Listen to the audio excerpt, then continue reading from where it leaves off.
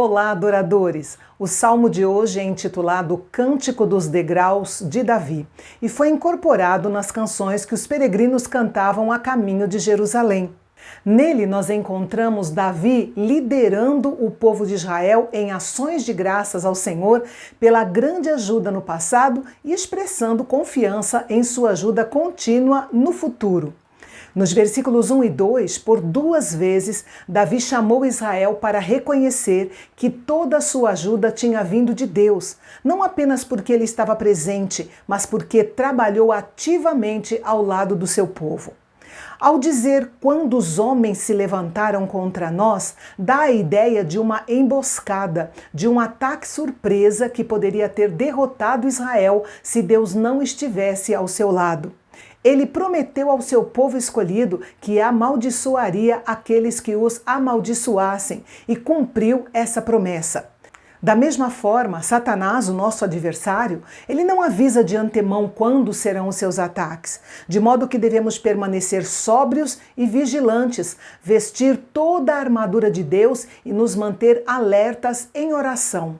Se caminharmos com o Senhor, sempre estaremos preparados para os ataques repentinos do inimigo. Continuando o pensamento da repetição enfática dos dois primeiros versículos, se Deus não tivesse ajudado Israel, Davi conta que eles teriam sido destruídos pelos seus inimigos. Ele descreveu poeticamente a sua potencial ruína. Seria como ser engolido vivo por uma fera gigante ou como ser submerso nas águas.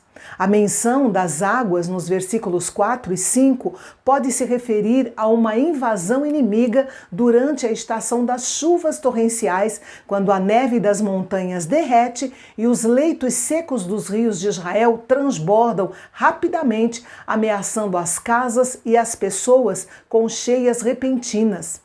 Mais uma vez, Davi usou a repetição para enfatizar a ideia de que o perigo não era apenas político ou econômico, tinha a ver com a própria alma, com a vida nos níveis mais profundos. Porém, o Senhor estava ao lado do seu povo para abrir uma rota de fuga. Note que Yahvé não era uma das soluções possíveis para o problema do povo. Ele, e somente ele, era a única solução. Ele foi o seu Salvador. Quantas vezes já nos envolvemos em complicações por causa da nossa própria desobediência e não fomos capazes de nos livrar delas? Quase fomos engolidos vivos, quase fomos arrastados pela torrente, mas o escape sempre veio por meio da ação misericordiosa do Senhor. No versículo 6, o salmista exclama: "Bendito seja o Senhor". É uma expressão poderosa de agradecimento e louvor. Davi descreveu de forma poética dois momentos. Primeiro, como foram salvos de ser presa de uma fera com dentes afiados. E depois, como foram libertos de uma armadilha feita para pássaros. Com a ajuda divina, o povo de Deus estava a salvo da destruição e do cativeiro. Quando olhamos para trás, para a história da nossa vida, como o salmista fez aqui, tomamos consciência da quantidade de vezes em que experimentamos a proteção divina, fora as que nós não ficamos sabendo. Em muitos momentos, talvez não tenhamos percebido claramente, mas se considerarmos como Davi fez, logo ficaremos convencidos de que o guarda de Israel estava lá, ao nosso lado. Assim como o pássaro não consegue escapar da armadilha ou do laço do passarinheiro, a alma não pode escapar da tentação. Mas Deus sempre está presente para operar o resgate. Qualquer que seja o pecado que tenha prendido uma pessoa, a mão ferida pelos pregos na cruz pode resgatá-lo. O salmista diz que o laço quebrou ou rompeu-se e eles escaparam. Ou seja, o Senhor não apenas abriu a armadilha, mas também a destruiu para que não pudesse ser usada novamente. Para nós, cristãos, isso tem um significado muito especial.